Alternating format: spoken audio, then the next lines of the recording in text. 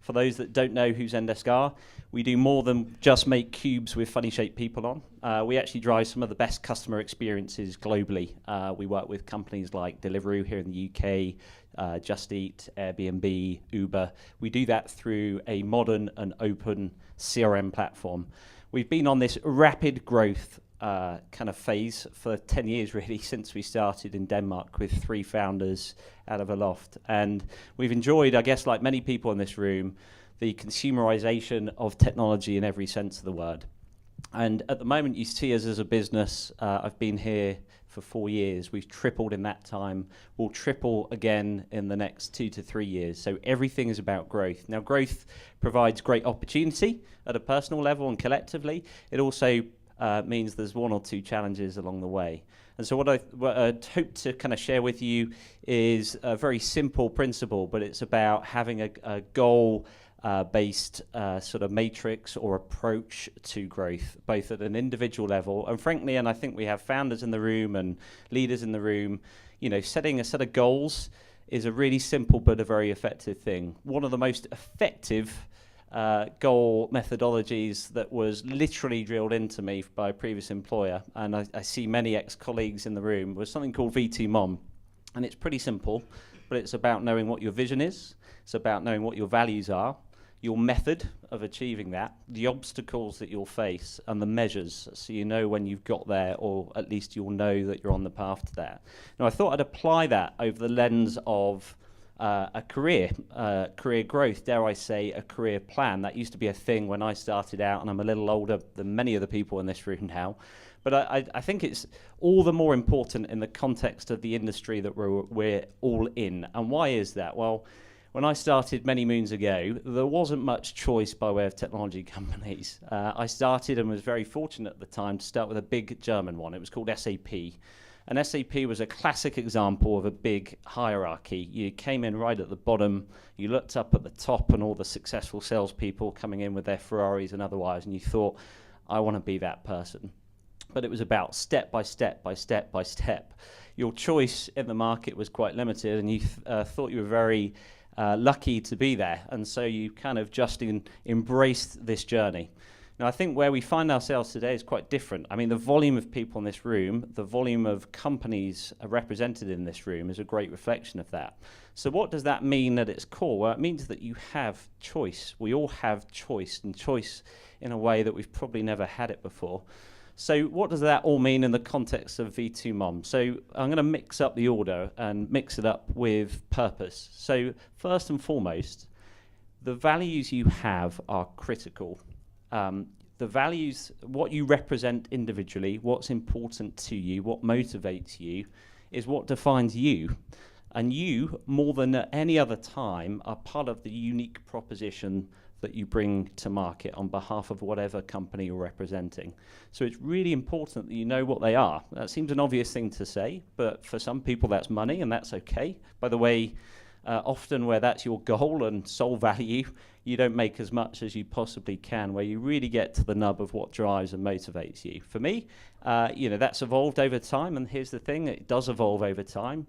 You know, my values are, you know, family first and foremost, and family then as it translates into trying to create work environments with meaningful, trusting, open relationships. And we have an expression in Zendesk which is never hire arseholes, and we really try not to do that. So values are important, and applying that over the lens of any company that you may consider joining. And then the vision in the context of a career. Truth be known, when I came into sales, I did have that monetary goal, and that was short-lived. But it's really important to have a sense of where you're trying to get to. Tony Robbins, for those that know Tony Robbins, talks about overestimating what you can achieve in a year and underestimating what you can achieve in 10 years.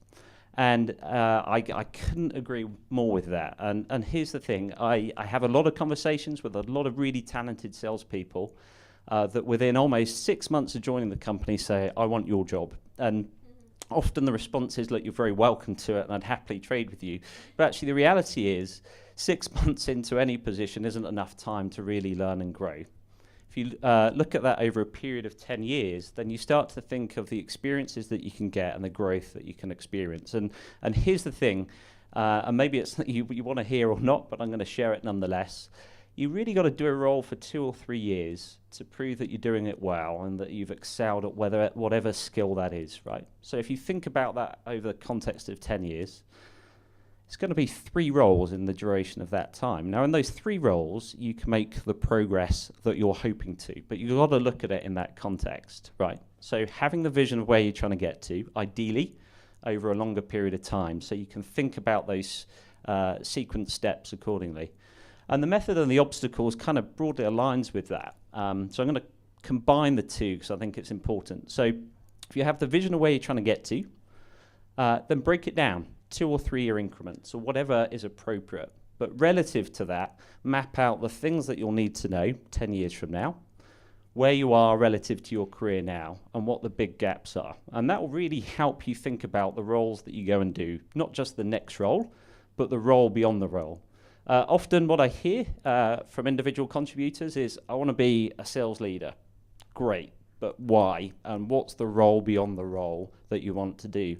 And relative to being a sales leader, 1 minute, what are the gaps that you have to doing that? And that's important. So knowing the obstacles is knowing the things that you need to work on and not being afraid to talk to your manager, your leader, leaders of other parts of the business, leaders of other companies about that and helping them to help you grow and evolve your career. And then I'll wrap up by talking about the measures.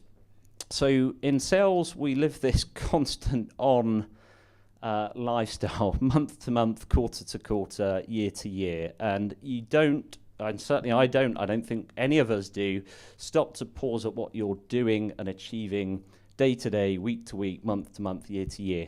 So break it down, set some realistic goals, work to them, and don't be afraid to stop, pause, and say you've done a good job and you're on the path to the ultimate goal. So look, I hope in some way that's useful. I think there are a bunch of tough acts to follow here, and with these things, and I think a great opportunity. So thanks certainly to James. Take from what you've heard the value within. Try and apply some of it. You'll hear a lot of recurring themes at these type of events, and actually I wished earlier in my career I'd taken note more of some of these fundamental things. So thank you very much. I hope that's on 7 minutes.